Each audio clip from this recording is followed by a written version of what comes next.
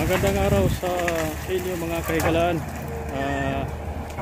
Dito na naman ngayon na nagsama-sama na lang tayo sa ginawa kong video. So medyo matagal-tagal na rin ako hindi nakagawa ng video. So ito, masama-sama naman tayo mga higala. So ito ngayon nakikita nyo yung backhoe. Pinapakita ko lang kung para sa atin na ako, hindi ko gaano kabisado itong backhoe. I-describe ko lang tungkol itong pagtatrabaho sa backhoe at saka pagtatrabaho dito sa area ko. So ito tong area na ito, na-i-vlog ko na ito noon nung mga nakaraang vlog ko. Malinis to dati dito na tinataniman ng gulay. So ngayon nakikita nyo pinatatrabaho namin yung backhoe. So itong area na ito kasi, ito yan nakikita nyo, gagawin to namin kahit pa paano yung swimming pool.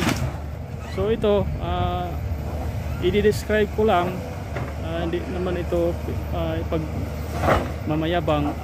Sa akin lang at least makita sa ating mga kahigalaan na yung tungkol sa backhoe, yung rate ng backhoe, magkano ang renta niya.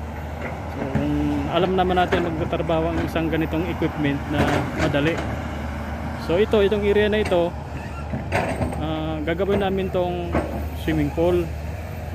So ito ngayon pinapa-umpisahan na namin pagpa-clearing itong area na ito. So ito yan area na yan, kita niyo yan.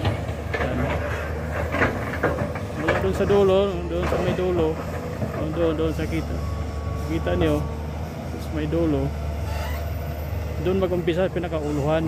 Dito yan. So plano naman ito, gawing swimming pool, dalawang butas lang, at isang butas sa pang malaking tao, at isang butas sa pang maliit, para sa mga kids natin. So ito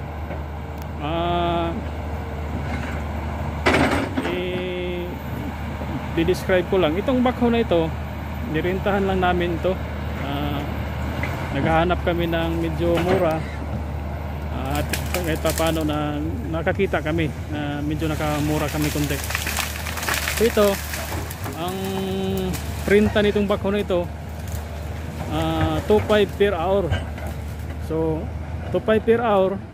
So kinontrata namin sila good for 2 days ang pagtrabaho. So 2.5 per hour. So halimbawa sa isang araw magtrabaho siya ng good for 8 hours. So meron na siyang sigurado na kita sa may-ari ng backhoe nito. So nagpapatrabaho kami dito good for 2 days. So 8 hours bawat araw. So may siya 16 hours sa loob ng 2 araw, kasi mag-umpisa lagay natin 7 ng umaga hanggang alas 11. So tanghali naman alauna hanggang alas 4. So basta 2.5 ang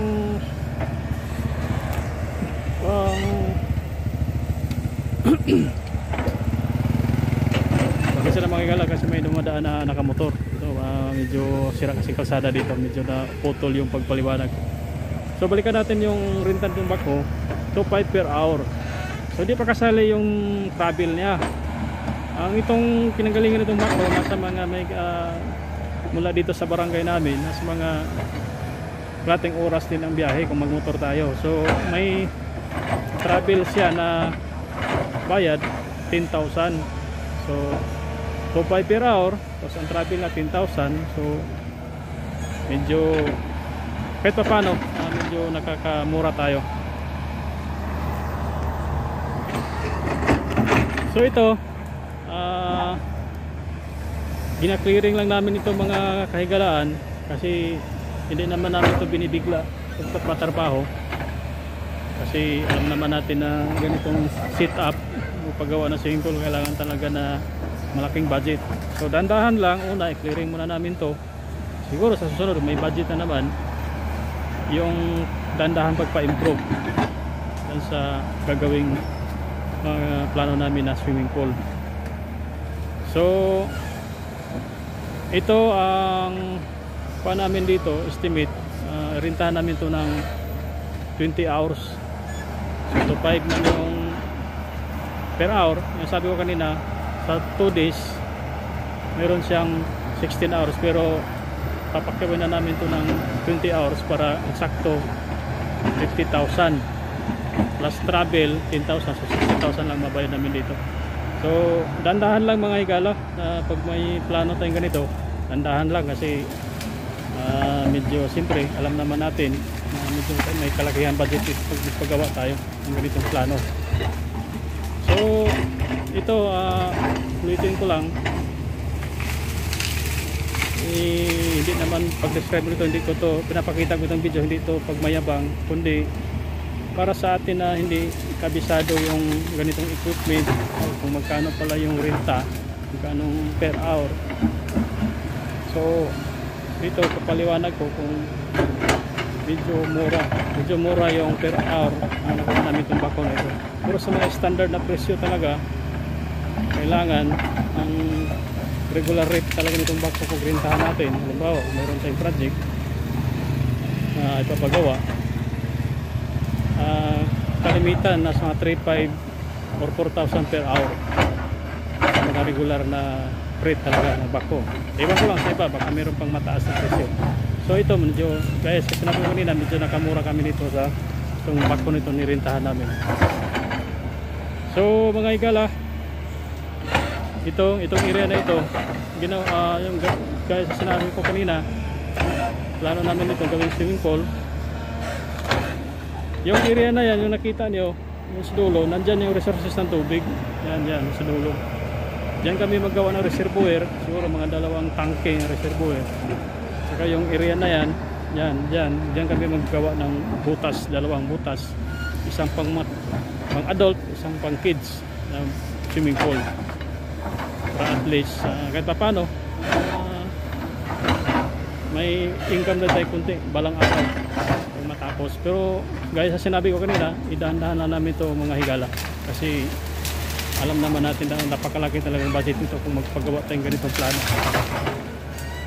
So mga higala, para sa mga bago ng channel ko, huwag lang kalimutan paki-subscribe, paki-pindot ng notification bell para updated kayo sa susunod na video. So ito, nakita niyo yung area na yan, dati ko na i-vlog yan, mga view na yan. Itong medyo maliit naming area na yan, lupa, katabi dito sa gagawin namin ito, itong project namin ito, yan. So mga higala, hanggang dito na lang yung video ko. Maraming salamat, God bless.